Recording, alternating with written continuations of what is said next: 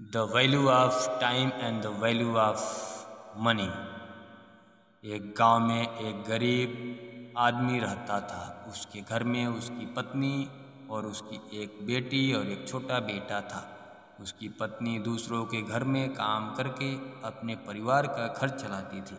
उसका पति, जिसका नाम रामू था, रामू दिन भर नशे में डूबा रहता था और दूसरों के साथ अपना समय बर्बाद किया करता था।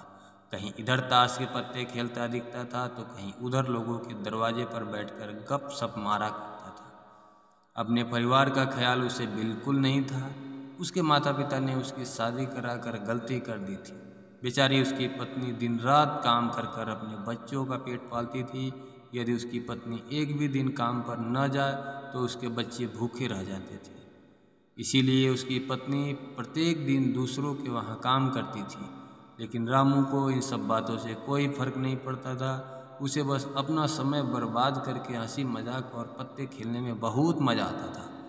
शाम को शराब पीकर घर आकर जोर जोर से अपनी पत्नी पर चिल्लाता था। कई बार उसे अपनी पत्नी को मारा भी, लेकिन अब उसकी पत्नी करे भी तो क्या, वह तो अपने बच्चों को छोड़कर नहीं जा सकती थी। रामू को जो कोई भी समझाता था कि रामू कुछ कार्य करा करो, पैसे कमाया करो, अपने परिवार का खर्च तो उठाओ, तुम्हारे 2 बच्चे हैं, तुम्हारी पत्नी है, उनकी देखभाल करो, ऐसे अपना समय क्यों बर्बाद करते हो।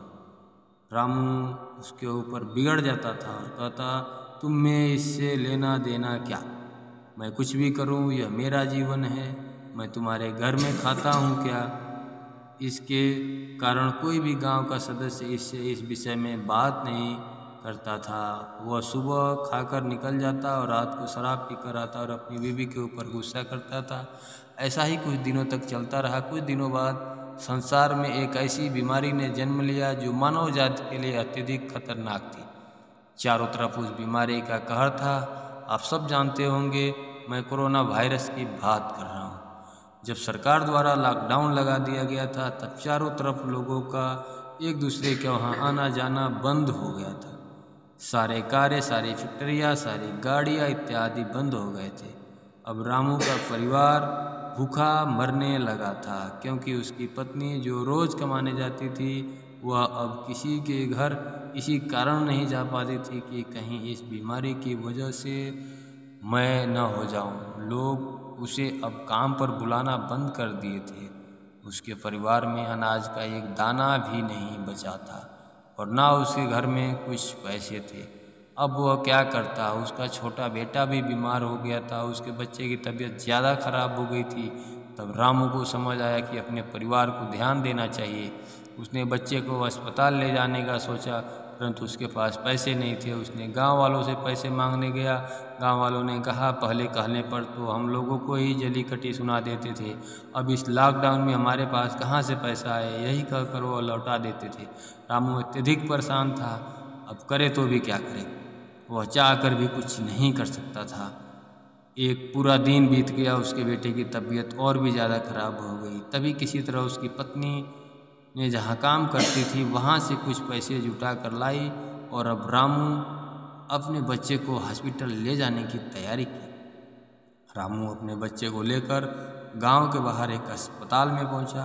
रामू दौड़ता हुआ डॉक्टर के पास गया। उसने कहा, मेरे बच्चे को बचा लीजिए। डॉक्टर साहब ने सारे इंस्ट्रूमेंट लगाकर चेक किया, तब उसका बेटा मर चुका था। डॉक्टर साहब ने यह बात रामू से कहा, यदि तुम अपने बच्चे को 10 से 15 घंटे पहले ले आते तो मैं तुम्हारे बच्चे को बचा सकता था। मुझे बहुत दुखी होकर कहना पड़ रहा है कि मैं तुम्हारे बच्चे को बचा नहीं सकता। यह सुनकर रामू के पैरों तले जमीन खिसक गई। वह रोने लगा। उससे कहने लगा, यह सब मेरी गलती है, मैंने जीवन में कुछ नहीं किया, सिर्फ अपने समय को बर्बाद किया है। यदि आज मेरे पास पैसे हो जाते तो मैं अपने बेटे को हॉस्पिटल जल्दी ला पाता और मेरा बेटा बच पाता। मैंने अपने जीवन में समय को बहुत बर्बाद किया है, लेकिन आज मुझे समय की अहमियत का पता चली है। तो हमें इस कहानी से यह शिक्षा मिलती है कि हमें अपने समय को बर्बाद नहीं करना चाहिए, उसका सदुपयोग करना चाहिए, तभी हमें अपने जीवन में सफलता मिल सकती है। अगर रामू पहले से काम करता होता तो उसके पास पैसे होते और अपने बेटे का इलाज करा पाता, जिससे उसका बेटा आज जिंदा होता।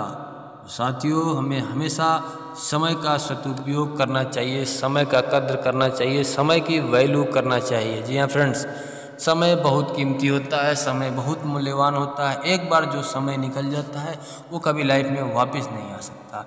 इसलिए साथियों, एक एक घंटा, एक एक मिनट, एक एक सेकंड का सदुपयोग कीजिए। कहानी अच्छा लगे तो लाइक कीजिए, चैनल पर नए तो सब्सक्राइब जरूर कीजिए। थैंक यू फ्रेंड्स, मिलते हैं नए वीडियो में कुछ नए टॉपिक्स के साथ। तब तक के लिए अपना बहुत बहुत ख्याल रखिए। जय हिंद, जय भारत, वंदे मातरम।